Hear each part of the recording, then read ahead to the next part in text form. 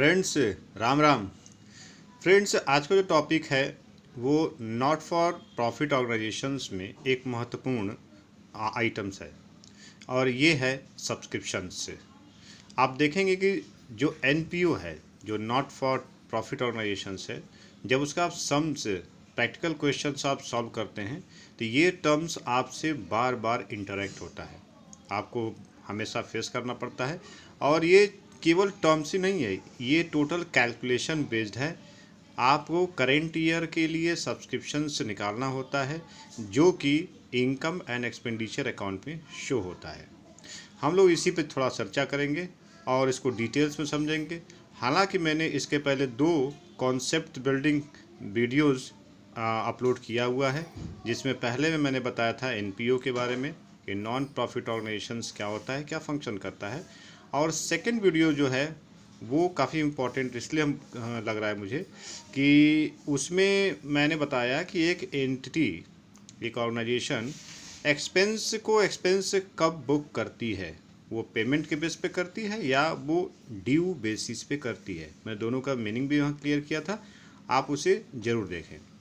By the way, हम लोग चर्चा कर रहे हैं सब्सक्रिप्शन के ऊपर। तो सब्सक्रिप्शन से क्या होता है कि जैसे जब कोई नॉन प्रॉफिट ऑर्गेनाइजेशन से इस्टेब्लिश्ड या फॉर्म होता है तो उस केस में जो उसके मेंबर्स होते हैं वो मेंबर्स क्या करते हैं, एनुअल बेसिस या क्वार्टरली बेसिस, जैसा भी टर्म्स कंडीशन हो, जनरली ये एनुअल बेसिस पे होता है कि एनुअल बेसिस पे वो कुछ न कुछ कंट्रीब्यूशन करते रहते हैं।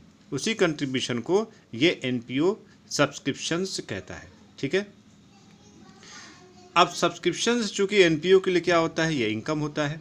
तो इनकम होता है तो ऑब्वियस सी है कि ये इनकम और एक्सपेंडिचर अकाउंट में ही इसको लिखा जाएगा। लेकिन जब ये सब्सक्रिप्शन हमको कैश में रिसीव्ड होता है तो इसे रिसीट्स और पेमेंट अकाउंट में भी शो किया जाता है। ठीक है, तो मैंने कुछ पॉइंट वाइज लिखा है, उसको मैं एक क्विक वे देख लेता हूँ। पहला पॉइंट मैंने मेंशन किया है कि subscription is a membership fee paid by members of the organisations. जो भी उस ऑर्गेनाइजेशंस का मेंबरशिप सब्सक्राइब करता है वो इसे पे करता है। पॉइंट सेकंड है subscription is an income for the NPO. अब इनकम ही क्यों है? इनकम इसलिए है क्योंकि वो एनुअली और रेगुलर बेस पे इसको मिलता है। अगर ये रेयरली मिलता या वंस इन लाइफ टाइम होता अगर ये, तब ये इसकी इनकम नहीं होती, तब इसे हम लोग कैपिटल फंड में ऐड करते या जनरल फंड में ऐड करते, जैसा भी क्वेश्चन मेंशन करता। तो ये इनकम है उस नॉन प्रॉफिट ऑर्गेनाइजेशंस के लिए। Total subscriptions received during the year is a part of receipts and payments account. मैंने पहले डिस्कस किया है कि रिसीट्स और पेमेंट अकाउंट क्या होता है, उसका नेचर के बारे में बात किया था कि रिसीट्स और पेमेंट अकाउंट में बस 2 ही पॉइंट्स फोकस किया जाएगा। बैंक में क्या इनफ्लो हो रहा है कैश का, क्या आउटफ्लो हो रहा है कैश का, या आपके यहाँ पे यानी ऑर्गेनाइजेशंस के अंदर कैश का क्या इनफ्लो है और कैश का क्या आउटफ्लो है, कितना पैसा आ रहा है, कितना पैसा जा रहा है। रिसीट्स और पेमेंट अकाउंट सिर्फ इसी पॉइंट पर फोकस करता है और आपको भी सिर्फ इसी पॉइंट पर फोकस करके रिसीट्स और पेमेंट अकाउंट को तैयार करना चाहिए। अब ये आप ना सोचें कि आपको वो कैपिटल रिसीट्स है या वो कैपिटल पेमेंट्स है या रेवेन्यू रिसीट्स है या रेवेन्यू पेमेंट्स है, इससे कोई फ़र्क नहीं पड़ता उस पर। मैंने जो नेक्स्ट पॉइंट मेंशन किया है वो क्लासिफिकेशन किया है सब्सक्रिप्शन का, ये इम्पोर्टेंट है।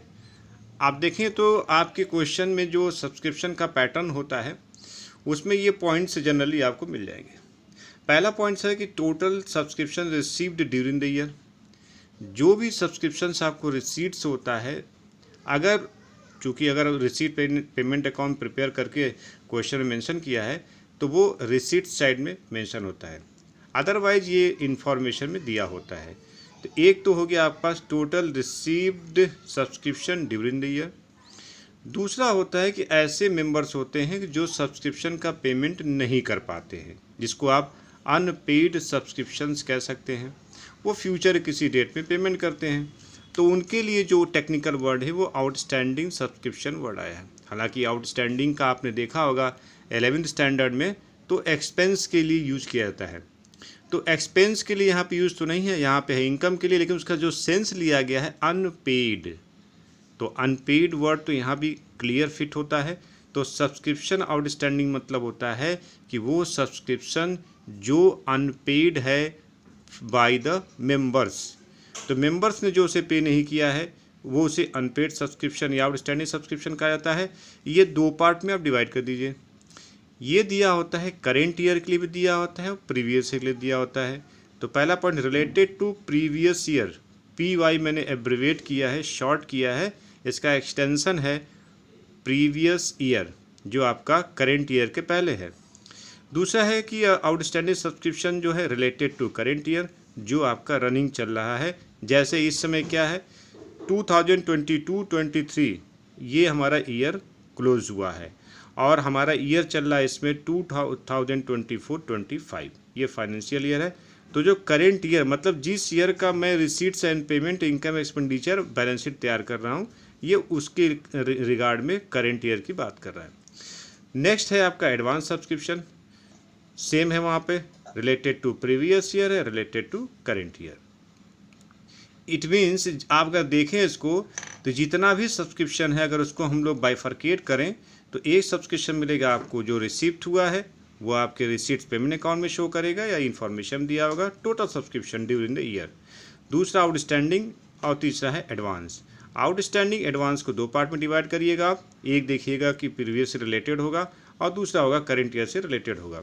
ठीक है, अब ये सब्सक्रिप्शन का कैलकुलेशन कैसे करते हैं, ये फॉर्मेट जो मैं आपको बता रहा हूँ ये आपको बुक्स में जनरली मिल ही जाता है, इसमें कोई यूनिक चीज़ नहीं है। ये जो फॉर्मेट है वो आपको जनरली मिल जाता है। आपको ये सोचना है कि इस फॉर्मेट की ज़रूरत क्यों पड़ी, इस फॉर्मेट की ज़रूरत क्यों पड़ती है। प्रेजेंटेशन का एक तरीका होता है, हर एक चीज़ को प्रेजेंट करने का अपना अपना एक तरीका होता है। ये केवल प्रेजेंटेशन के पॉइंट ऑफ व्यू से मैंने दिया है, न कि लॉजिक के पॉइंट ऑफ व्यू से। मैंने लॉजिक के लिए इसके पहले जो वीडियो अपलोड किया है अगर आप उसको देखेंगे तो आपको इस फॉर्मेट के जो भीतर लिखा गया है, इसमें जो मेंशन किया गया है, जो नरेट किया गया है, ऐड और लेस, क्यों outstanding subscription for the current year add होता है, advance subscription received in previous year for current year क्यों ऐड होता है। इसके विपरीत देखा जाए तो आउटस्टैंडिंग सब्सक्रिप्शन प्रीवियस ईयर का लेस क्यों होता है और एडवांस सब्सक्रिप्शन जो रिसीव्ड हुआ है करेंट ईयर में फॉर फ्यूचर पीरियड के लिए वो लेस क्यों होता है। ये सारा का सारा चीज़ लॉजिक बेस है। लॉजिक का मतलब क्या होता है, जो आपकी समझ है, अगर आपकी समझ सही दिशा में जा रही है, सही दिशा का मतलब कि जो फंक्शनल चीज़ है जैसे जैसे फंक्शन करता है क्या उसके बारे में आप सोच पा रहे हैं। ये कोई एडवांस लेवल की थिंकिंग नहीं होती, ये सामान्य होता है। बस आपको अपना ट्रैक चेंज करना पड़ेगा। अगर साइंस का बच्चा है तो वो मैथमेटिक्स लिया तो मैथ के बारे में सोचता है कि प्रैक्टिकल लाइफ में मैथ का यूज कैसे कर सकते हैं। कॉमर्स का स्टूडेंट है तो वो कॉमर्स यानी कॉमर्शियल लाइन, यानी इसको प्रॉफिट लॉस, सेल परचेज, कैसे हम फाइनेंस को ग्रोथ कर सकते हैं, बिजनेस, अगर उस पैटर्न से अगर उसकी लॉजिक जा रही है तो उसको इस फॉर्मेट की आवश्यकता नहीं पड़ेगी। वो जब अपना सोल्यूशन करेगा तो इसी फॉर्मेट में वो स्वतः ही आ जाएगा। फ्रेंड्स, मैंने इसको छोटा वीडियो बनाया क्योंकि मुझे लगता है कि लॉन्ग वीडियो आपके लिए थोड़ा पेनफुल हो जा रहा है, इसलिए मैं इसको एक पार्ट वाइज कर रहा हूँ कि जो प्रॉब्लम्स आपका है अगर उससे रिलेटेड वीडियो होता है तो आप ज़रूर देखें। लेकिन हाँ, जो कॉन्सेप्ट बिल्डिंग वाला सारा जो अब वीडियो अपलोड किया है उसको एक बार आप ज़रूर देखें। क्वेरी अगर कोई होता है तो हमको बताइएगा। इसके बाद मैं जितना भी वीडियो अपलोड करूंगा वो प्रैक्टिकल क्वेश्चंस होगा सब्सक्रिप्शंस का। 3 या 4 वैरायटी के अलावा कोई वैरायटी आएगा ही नहीं, उसी भी डिस्कस हम लोग करेंगे। फ्रेंड्स, राम राम। अगर ये आपको अच्छा लगता है तो इसे लाइक, शेयर, सब्सक्राइब करिएगा।